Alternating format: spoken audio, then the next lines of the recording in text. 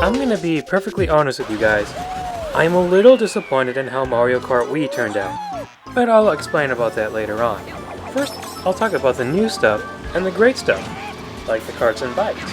The difference between the Karts and Bikes is that karts, you're allowed to do a double skid so you'll get more of a speed boost.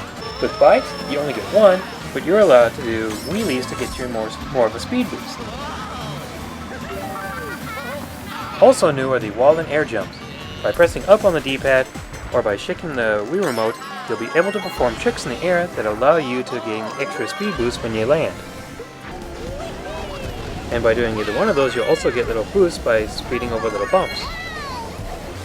Also new are 16 new courses that most of them feel unique and different.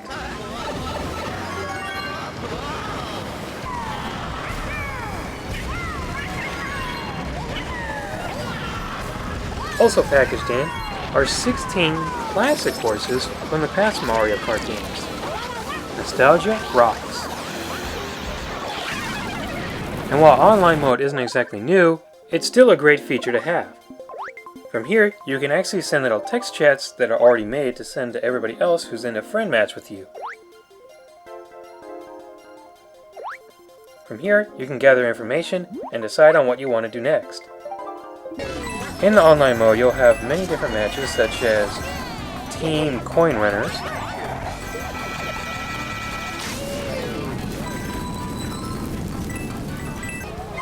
Team Battle Mode,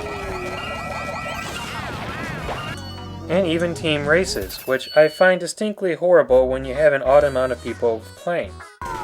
I don't find the online mode to be as smooth as it always is. I've found a couple of glitches and hiccups along the way, such as we stepped on the same banana peel.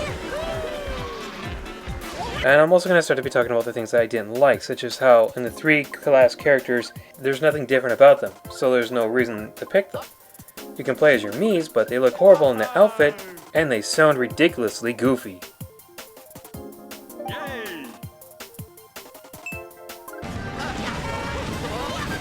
And within every Mario Kart game, items return. However, there are only 3 new weapons in this one, and I find them all to be the worst ever included in a Mario Kart game. You have the Super Mushroom, which will allow you to grow big, and stomp on your enemies, and just take care of any obstacles in your way. Well, most of them. I find it to be a lot less powerful than the Star, and I'd rather have that than this.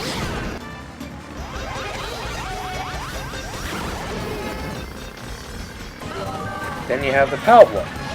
When you use it, everybody in front of you gets a little shaken up and they lose their items. If you press up on the D-pad, you'll loosen the effect, but the only real way to escape it is to be in the air. And I find the worst item ever included in any Mario Kart game in history, the Cloud.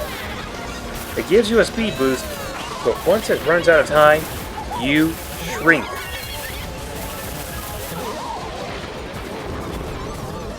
If you get this item, there are only a few ways to get rid of it.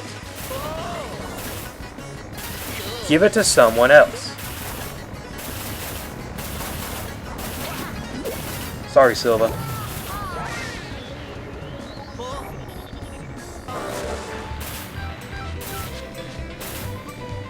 But be warned, because they can also give it right back to you. There's Silva's revenge. The only other ways to get rid of it: get shot out of a cannon, or get a star. I hate this weapon. It's the worst one they've ever included in any Mario Kart game. It's random, and it works against you. But, moving on. Now I'm going to start talking about why I feel disappointed with this one. Well, I compare this to my personal favorite in the entire Mario Kart franchise. I find Double Dash to be the best in the series. Even though it doesn't have online mode, I still find it to be the best.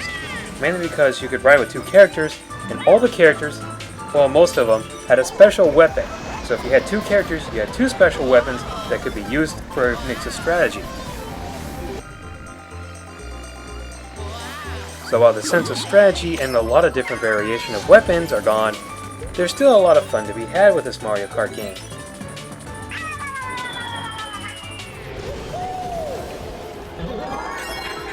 It has its ups and its downs. And do remember, then Mario Kart can be a very frustrating game, as I'll leave this showing that you can go from first into the whole entire game, only to be taken out within a few short seconds. While I don't find this to be the best Mario Kart game made, I don't find it to be the worst one. And yes, there is actually a Mario Kart game that sucks. Mario Kart GP for the arcade. It was made by Namco, and it sucks for a few reasons. There are only about 3 different items per course. And it sucks because even if you win, you have to pay a whole nother $1 to play again. That sucks. I would give the Mario Kart arcade a 2 out of 5. But since I'm not reviewing that, and I'm reviewing this one, I find it good, but I find a few things disappointing. My other concerns with this game is the presentation on it. They look average, which is just horribly sad from a first-party Nintendo game. And it doesn't look any different than Mario Kart Double Dash did, and the music I don't find to be memorable at all. So while I don't find this to be the best Mario Kart made, I don't find it to be the worst. I'm giving it a 4 out of 5. It's a good game with some design flaws.